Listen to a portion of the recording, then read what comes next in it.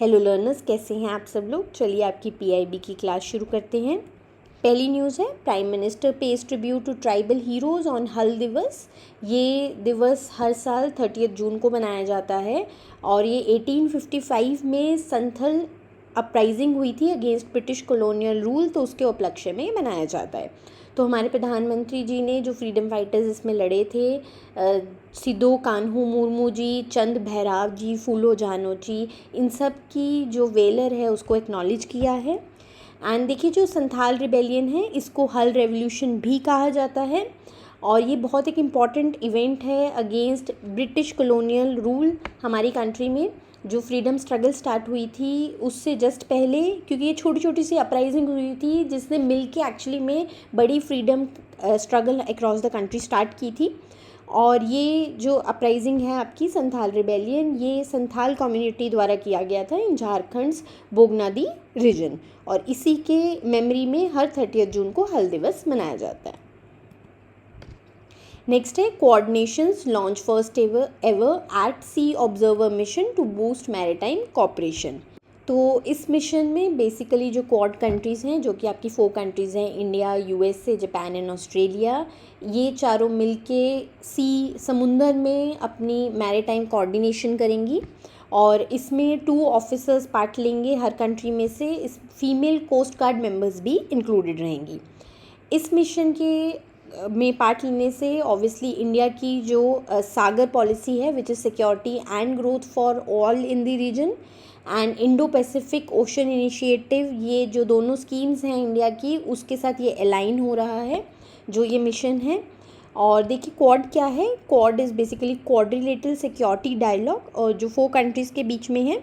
And ये basically post 2004 में आया था। आफ्टर 2004 सुनामी जब हुई थी, सुनामी आई थी, उसके बाद रिलीफ एफर्ट्स किए गए थे बहुत सारे, तो उसके बाद ये क्वाड कंट्रीज़ का, 4 कंट्रीज़ का क्वाड बना था। इसे 2017 में रीलॉन्च किया था इन चारों कंट्रीज़ ने मिलके, to ensure a free, open, stable and prosperous Indo Pacific through cooperation across maritime security, health, climate, emerging technology, infrastructure and disaster response. तो आप देखेंगे कि हर पैरामीटर को ही इंक्लूड किया गया है। और बेसिकली ये लोग नॉन ट्रीटी बेस्ड कोलैबोरेशन करते हैं। कोई भी ऐसा नहीं है कि लिखित रूप में है कि ये 4 कंट्रीज़ आपस में एक दूसरे को कोऑर्डिनेट करेंगी। ये एक नॉन ट्रीटी बेस्ड कोलैबोरेशन है इन चारों कंट्रीज़ की। तो एक्चुअली कि इस रीजन में, जो इंडो पैसिफिक रीजन है, इस रीजन में मिल के ये चारों कंट्रीज़ सेफ रखें, सिक्योर रखें इस रीजन को, और किसी भी और पावर की हेजीमनी को बनने ना दें। नेक्स्ट है, ministry of youth affairs and sports sign memorandum of understanding with digital India corporation to develop my Bharat 2.0 platform. Basically देखिए, माय भारत प्लेटफॉर्म में ना, जो क्योंकि ये मिनिस्ट्री ऑफ यूथ अफेयर्स की हम बात कर रहे हैं, तो इंडिया का जो भी यूथ है उसके लिए बहुत सारे फैसिलिटीज़ अवेलेबल थी, उनकी करियर डेवलपमेंट के लिए काफ़ी चीज़ें थी। अब जो माय भारत 2.0 डेवलप किया जाएगा वो फर्स्ट वर्जन से भी बहुत कॉम्प्रिहेंसिव होगा। ये career development, civic engagement, volunteering, fitness, हर चीज़ को इंटीग्रेट किया जाएगा इसमें। इवन कि एआई चैटबॉट्स भी लाए जाएंगे जिससे लोगों को बेटर वो गाइड कर सकें, एक्चुअली में उस प्लेटफॉर्म को कैसे यूज़ करना है, वो भी चीज़ उसमें इंक्लूड की जाएगी। वॉइस असिस्टेड नेविगेशन भी रहेगी। इवन कि देखिए, सीवी बिल्डिंग में भी ये प्लेटफॉर्म मदद करता है हमारी जो यंग पॉपुलेशन है कंट्री की। मेंटरशिप भी है, फिट इंडिया सेक्शन, तो जितने भी आपके ministry of youth affairs and sports के अंडर स्कीम्स आती हैं, हर चीज़ के बारे में इस प्लेटफॉर्म पे इंफॉर्मेशन अवेलेबल है। जो पहला वर्जन था उसमें ऑलरेडी 1.76 करोड़ रजिस्टर्ड यूथ है एंड 1.19 लाख ऑर्गेनाइजेशंस रजिस्टर्ड हैं। और कहीं ना कहीं देखिए, जो ऐप्स हैं आजकल, आप देखोगे कि हर मिनिस्ट्री की अपनी प्रॉपर ऐप्स हैं, प्लेटफॉर्म्स हैं, और उसमें एआई चैटबॉट्स भी हर कोई इंक्लूड कर रहा है। तो ये कहीं ना कहीं क्योंकि मिनिस्ट्री ऑफ यूथ अफेयर्स हैं, ये इस प्लेटफॉर्म के थ्रू हमारी जो इंडिया के यूथ है, डेमोग्राफिक डिविडेंड देखिए हमारी कंट्री का ना इस टाइम बहुत अच्छा है, क्योंकि मैक्सिमम यंग पॉपुलेशन है इस टाइम इंडिया में है। तो देखिए जब यंग पॉपुलेशन होती है, क्योंकि जो इतनी जितनी पॉपुलेशन ओल्ड हो जाती है ना कहीं उनका क्या है, उनके खर्चे सरकार या हमारी सोसाइटी पर आता है, क्योंकि उनकी बीमारियों के लिए भी खर्चे देने, उनकी दवाइयों के लिए भी देने हैं। लेकिन जो यंग पॉपुलेशन है ना, वो बेसिकली ब्रेड विनर्स होते हैं अपने घर के लिए या इकोनॉमी के लिए एज इन होल। तो डेमोग्राफिक डिविडेंड को चैनल करना चाहते हैं इतनी यंग पॉपुलेशन को हमारी कंट्री इनटू अमृत पीढ़ी, और यही हमें विकसित भारत 2047 की तरफ लेकर जाएगी। और भी देखिए बहुत सारे जो हमारे ऑलरेडी प्लेटफॉर्म्स हैं इंडिया के, लाइक आधार, डिजीलॉकर, भाषिनी, माईगव, इस सब के साथ इस ऐप को इंटीग्रेट किया जाएगा। नेक्स्ट है startup accelerator platform wave X invite startups to develop AI powered real time multilingual translation solution, और इसका नाम है भाषा सेतु। तो ये ministry of information and broadcasting ने लॉन्च किया है startup challenge titled Bhasha Setu real time language tech for Bharat. तो इसमें क्या होगा, basically AI powered real time system बनाए जाएंगे जो ट्रांसलेशन करेंगे, ट्रांसलिट्रेशन करेंगे और वॉइस लोकलाइजेशन मिलेगी services across at least 12 Indian languages. तो देखिए इंटीग्रेशन का ऑब्वियसली ये इससे इंटीग्रेशन होगी हमारी सोसाइटी में, क्योंकि बहुत सारी अभी भी हम तो वैसे जानते हैं यहाँ तो सिर्फ 12 में इंडियन लैंग्वेजेस में हो रही हैं, पर इंडिया में बहुत लैंग्वेजेस बोली जाती हैं। पर चलिए स्टेप फॉरवर्ड ले रहे हैं, अभी 12 को लाया जा रहा है, गोइंग फॉरवर्ड और ज़्यादा लैंग्वेजेस इसमें इंक्लूड की जाएंगी। क्योंकि अभी देखिए बहुत सारी जगहों पे आप जाते हैं, इंडिया के ही हम बात कर लें, बाकी कंट्रीज़ तो बात की बात है, हमें लैंग्वेज बैरियर्स आते हैं। तो जब ये ऐप होगी भारत भाषा सेतु, तो कहीं ना कहीं आप बेटर कम्युनिकेट कर पाएंगे जहाँ पे भी, जहाँ लोकल्स के साथ जहाँ पर भी आप अगर विज़िट करते हैं, चाहे अलग अलग पर्पज़ की वजह से करते हैं। तो भाषा सेतु को जो एक्चुअली में इसका नाम ये रखा गया, इसका मतलब ये है लैंग्वेज ब्रिज। तो इससे क्या होगा, million of Indians will be connected, एक दूसरे से कनेक्टेड होंगे, allowing seamless communication across diverse languages. तो ये एक इंडिया की अपनी इंडिजिनस ऐप होगी, और ये इंडिया की ही सारे लोगों को कि डायलेक्ट के बेस पे, लैंग्वेज के बेस में कोई भी एक दूसरे से बात करने से या कम्युनिकेशन करने से कोई भी बैरियर ना आए। नेक्स्ट है 8th national level steering committee meeting of Atal Bhujal Yojana held at new Delhi. तो इसे चेयर किया है मिस देबाश्री मुखर्जी ने, वो हैं secretary department of water resources, ministry of जल शक्ति। और भी देखिए बहुत सारी मिनिस्ट्रीज़, इवन कि वर्ल्ड बैंक के डेलीगेट्स ने भी इसमें पार्ट लिया है। और इन्होंने, मिस मुखर्जी ने बात भी की है कि इस स्कीम को एक्चुअली में देखिए लोकल्स का बहुत सपोर्ट रहता है अटल भूजल योजना में, और क्लाइमेट चेंज जो इम्पैक्ट हो रहे हैं आपकी वाटर साइकिल पे, क्योंकि देखिए भूजल क्या है, जो हमारे पानी है अंडरग्राउंड वाटर की भी अगर हम बात करें, तो इस पानी को हमें रिसाइकिल करना भी ज़रूरी है, क्योंकि कहीं ना कहीं देखिए वाटर लेवल हमारा कम हो रहा है। आप देख भी रहे हैं कि कई स्टेट्स में, कहीं सिटीज़ में बहुत दिक्कत भी आने लग गई है पानी की। तो उन्होंने कहा कि क्लाइमेट चेंज की वजह से इम्पैक्ट हो रहा है वाटर साइकिल, तो बहुत ज़रूरी है कि वाटर की भी बजटिंग की जाए इन ऑल ग्राम पंचायत, जिससे देखिए जब बजटिंग होगी, कहीं ना कहीं राशनिंग भी ज़रूरी होती है। पानी तो देखिए जल है तो जीवन है, पानी बचाना तो हम सबकी ड्यूटी है। इवन की जो क्वालिटी काउंसिल ऑफ इंडिया है, उन्होंने भी एक इम्पैक्ट असेसमेंट दिया है रिपोर्ट, जिसमें उन्होंने बताए हैं कि कम्युनिटी को अवेयर करना ज़रूरी है अगर बेनिफिट्स लेने हैं ऑफ अटल भूजल योजना। विमेन पार्टिसिपेशन बहुत ज़रूरी है, क्योंकि देखिए कहीं ना कहीं घर में पानी कितना यूज़ होगा, कैसे होगा, उसमें औरतों का बहुत रोल होता है।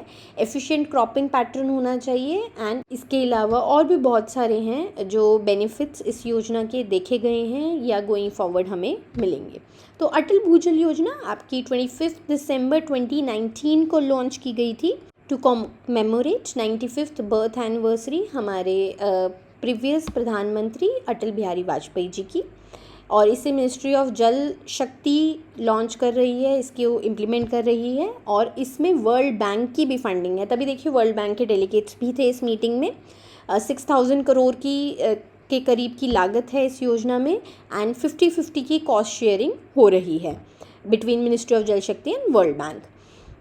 और बेसिकली इसमें क्या है, कम्युनिटी मैनेजमेंट को बढ़ावा दिया जा रहा है, सस्टेनेबल ग्राउंड वाटर यूज़ को इन 7 वाटर स्ट्रेस्ड स्टेट्स। तो 7 स्टेट्स में ये योजना लागू है, गुजरात, हरियाणा, कर्नाटका, मध्य प्रदेश, महाराष्ट्र, राजस्थान एंड यूपी।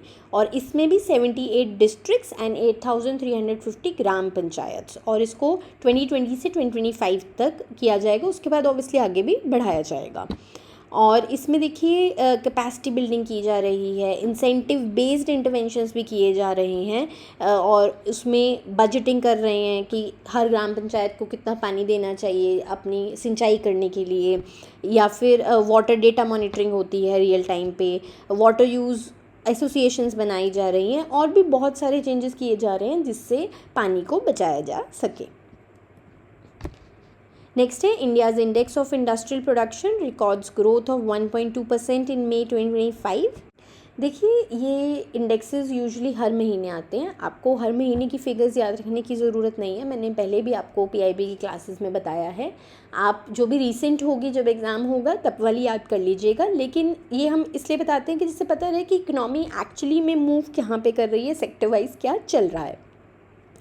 तो ये 1.2% रोज़ हुआ है आपका IIP year on year basis in May 2025, और ये बहुत लो है क्योंकि अप्रैल में 2.7% हुआ था। सेक्टर वाइज ग्रोथ रही है, मैन्युफैक्चरिंग की 2.6%, माइनिंग की 0.1% एंड इलेक्ट्रिसिटी की 5.8%। तो इसके इतनी कम बढ़ोतरी का रीज़न क्या है? देखिए हम देख रहे हैं कि मानसून हमारा बहुत जल्दी आ गया है इस बार, अर्ली मानसून हम देख रहे हैं। उस वजह से क्या होता है कि देखिए इलेक्ट्रिसिटी की रिक्वायरमेंट भी कहीं ना कहीं लोगों को, क्योंकि गर्मी से जल्दी राहत मिल जाती है, इतनी इलेक्ट्रिसिटी की रिक्वायरमेंट रहती नहीं है, या फिर क्योंकि पानी भर जाने की वजह से अपने आप भी इलेक्ट्रिसिटी काटनी पड़ती है। एंड इवन कि क्योंकि माइंस में भी कई बार पानी भर जाता है मानसून के सीज़न में, ड्यू टू सेफ्टी पर्पज़ भी माइनिंग कम हो जाती है। तो इन सब चीज़ों की वजह से आपके जो माइनिंग और इलेक्ट्रिसिटी में ग्रोथ कम आई है। एंड आईआईपी क्या है? आपका IIP stands for index of industrial production. ये एक मंथली क्वांटिटेटिव इंडिकेटर है जो एनएसओ रिलीज़ करता है under ministry of statistics and programme implementation. और इसमें क्या है, क्योंकि एक महीने है तो आपको शॉर्ट टर्म चेंजेस मिलते हैं आपके 3 सेक्टर्स में, मैन्युफैक्चरिंग, माइनिंग एंड इलेक्ट्रिसिटी। और इसमें जो बेस ईयर है वो 2011-12 को लिया गया है, मतलब बेस ईयर की जो भी फिगर्स है उसको 100 माना जाता है और उससे आगे ग्रोथ को देखा जाता है। और इसमें एक बहुत सारी देखिए जो इंडस्ट्रीज़, जो हमारी बेसिक इंडस्ट्रीज़ हैं, फाउंडेशन बनाती है हमारी इकोनॉमी की, जैसे कि स्टील, कोल, सीमेंट, रिफाइनरी, इन सारे प्रोडक्ट्स को लिया जाता है। और आईआईपी में देखिए वेट्स हैं हर सेक्टर का, और जो आपकी ये इंडस्ट्रीज़ हैं स्टील, कोल, जो भी मैंने बेसिक इंडस्ट्रीज़ कही हैं, उसका 40% वेटेज है। और इसे आरबीआई, इकोनॉमिस्ट, पॉलिसी मेकर्स, देखिए बहुत सारे स्टेक होल्डर्स इसको यूज़ करते हैं for GDP estimates, inflation tracking and capacity utilisation analysis. Next है, union minister Sarbananda Sonowal ji inaugurates first ever ASEAN India cruise dialogue in Chennai. तो ये 30 जून को इन्होंने इनॉग्रेट किया है अबॉर्ड एमवी एम्प्रेस। ये एक कॉर्डेलिया क्रूज है एट चेन्नई पोर्ट, और इसमें डेलीगेट्स थे from 10 ASEAN countries plus there one more country which is Timor Leste. और इसमें cruise tourism, maritime cooperation, ASEAN, अभी ये देखो हम लोगों ने क्वाड में भी बात की मैरीटाइम कॉपरेशन की, अब एशियन के साथ भी हम कर रहे हैं। तो ये क्या है, हम अपनी हर जगह डिप्लोमेसी को, मैरीटाइम डिप्लोमेसी को बेसिकली बढ़ाने की कोशिश कर रहे हैं। और इसके आगे की बातचीत ये लोग ममल्लापुरम में कंटिन्यू करेंगे। ममल्लापुरम आपकी एक यूनेस्को वर्ल्ड हेरिटेज साइट है और ये तमिलनाडु में लोकेटेड है। इसी ममल्लापुरम कहा जाता है या इसी को महाबलीपुरम भी कहा जाता है। इसमें बेसिकली 7th और 8th सेंचुरी के जो भी रूलर्स थे उनके मॉन्यूमेंट्स हैं उस जगह के, उस वजह से ये जगह फेमस है और इसे यूनेस्को वर्ल्ड हेरिटेज साइट में जगह मिली है। एंड इंडिया और एशियन बेसिकली इस जो उनका मिशन रहेगा उसका नाम रहेगा Asian India cruise tourism corridor. और इसमें जितनी भी कंट्रीज़ हैं, एशियन कंट्रीज़ एंड इंडिया, जो बे ऑफ बंगाल में जितने भी इनकी कोस्टल डेस्टिनेशंस हैं उन्हें जोड़ा जाएगा इस क्रूज़ के थ्रू। देखिए एशियन कंट्रीज़ बेसिकली इंडिया के ईस्ट साइड पे ही पाई जाती हैं सारी उसी में ही हैं, ईस्ट साइड पे ही हैं। तो और बे ऑफ बंगाल के अराउंड काफ़ी कंट्रीज़ हैं एशियन में से, और इसीलिए ये बहुत ज़रूरी है एशियन कंट्रीज़ के साथ हमारी डिप्लोमेसी का बेटर होना for our Act East policy as well.